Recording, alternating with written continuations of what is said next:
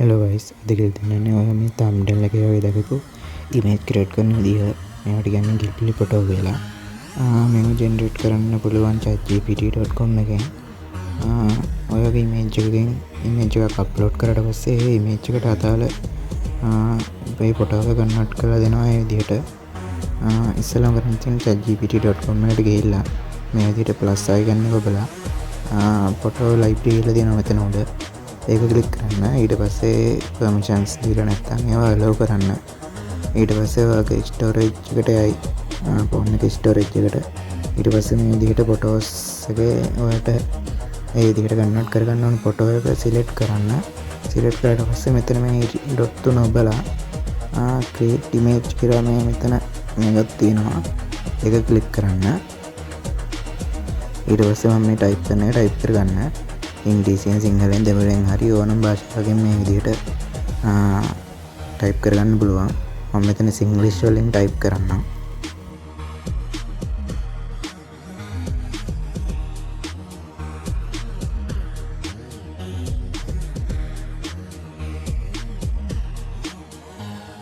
විදිහ ටයිප් කරගෙන යනකොට පස්සේ මෙතන මේ පල්ලෙහා සුදු පාටින් තියෙන ඊතලය වගේ තියෙන එක ඔබන්න. ඒකේ බෝඩ පස්සේ මේ විදිහට ඉමේජ් එක ක්‍රියේට් වෙන්න පටන් ගන්නවා. මේකට විනාඩියක් දෙකක් හෝ තුනක් යන්න පුළුවන්. ඒ හින්දා පොඩි වෙලාවක් ඉවසලා ඉන්න වෙනවා. මේ විදිහට ෆ්‍රී ඉමේජ් ක්‍රියේට් කරන්න පුළුවන් කීපවතාවක් විතරයි. ඒ කියන්නේ ChatGPT ප්‍රීමියම් වර්ෂන් එක නැතුව ෆ්‍රී වර්ෂන් එකේ ඉමේජ් මම මෙතන විදිහට 5ක් 6ක් වගේ තමයි ක්‍රියේට් කරන්න පුළුවන්. ඒ විදිහට කන්වර්ට් කරන්න පුළුවන්. ඒ කියන්නේ ප්‍රීමියම් එක බයි කරපුවාට එහෙම ප්‍රශ්නයක් වෙන්නේ නැහැ.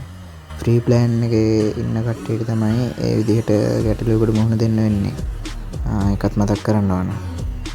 හැබැයි ආය පැය 12කින් වගේ ආයි ඔයාට ෆ්‍රී ප්ලෑන් එකේ මේ විදිහට ක්‍රියේට් කරන්න පුළුවන්. ඒ කියන්නේ ඒ කට්ටිය ෆ්‍රී ප්ලෑන් එකේ මේවා ක්‍රියේට් කරන්න ලිමිට් එකක් දීලා තියෙනවා.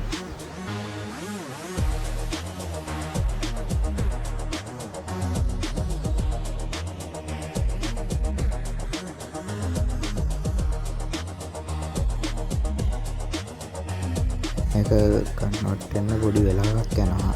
සමහර විට විනාඩි 5ක් යන්නත් පුළුවන්. ඒ හින්දා පොඩ්ඩක් ඉවසලා ඉන්න වෙනවා.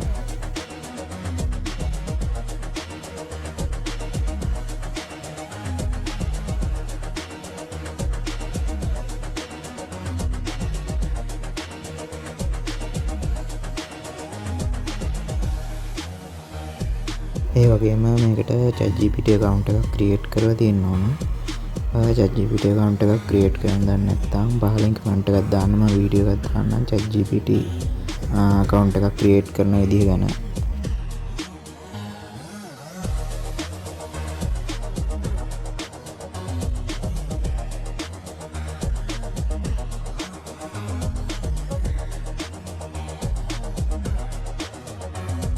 ඔන්න දැන් ඉමේජ් එක ක්‍රියේට් වෙලා ඉවරයි.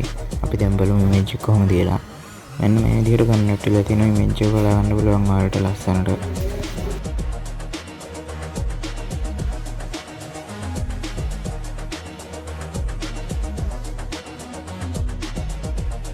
ඊට පස්සේ ඔයාලට ඕන නම් මේ විදිහට ඒක ඩවුන්ලෝඩ් කරගන්න පුළුවන්.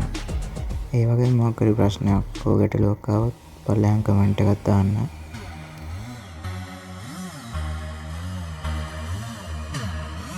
එහෙනම් අදට වීඩියෝ මෙච්චරයි. සුබ දවසක්.